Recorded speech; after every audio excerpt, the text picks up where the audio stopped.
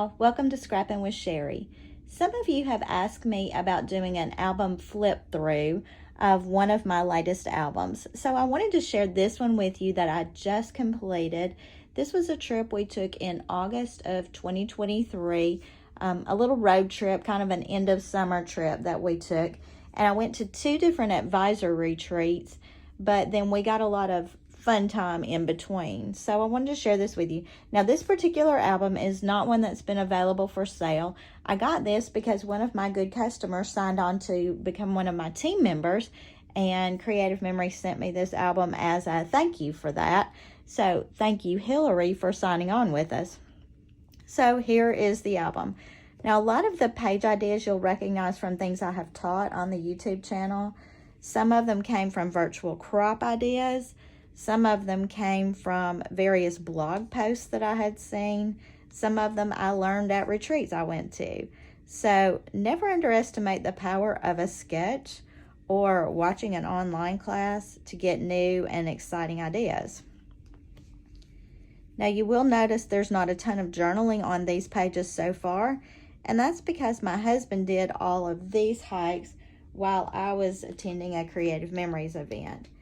I did cut out some things to do some journaling from brochures, and I did do some journaling on my phone that I showed you in an earlier video. Here's some of the phone journaling I had done. A lot of these pages were pre-made pages. This was from one of the secret boxes where I made a lot of pages from that box. And you can see my focus is really on my photos. And that's what we want, isn't it? I used a lot of layered borders. I like those layered borders. Very simple pages here with just a sticker border and some matting. That's it. I did include this brochure on this page, and I put it directly on the page, which means it's not going to open when the page protector's on it. But I've discovered it's very rare for us to want to open the brochures. If we do, we can take the page protector off and access it that way. This was a page that I did in an online class that I participated in several months ago. I do love to keep maps of areas because that helps me to get my bearings when I'm looking at the pictures to know what was where.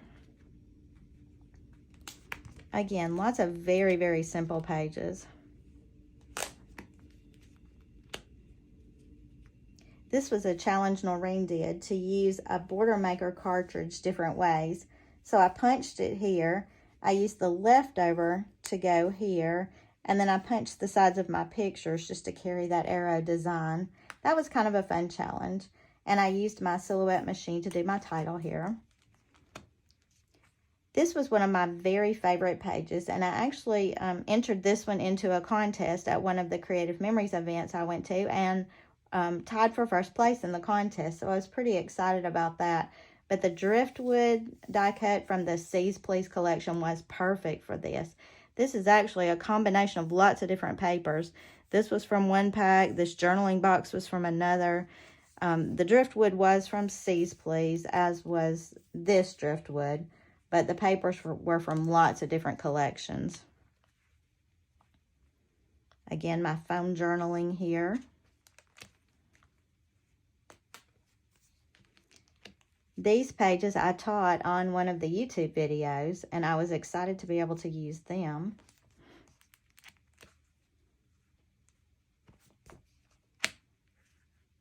This was something I had gotten off the internet about the hurricane that hit Sanibel Island, so I wanted that to go in there. And then a final page that kind of talks about this picture, which was sort of funny. But I made my first page and my last page as a double page spread in one of my virtual crops. And I decided this would be a great way to use those to start and end the album with the same type of page. So there's my flip through. I hope you enjoyed it. Until next time, happy scrapping.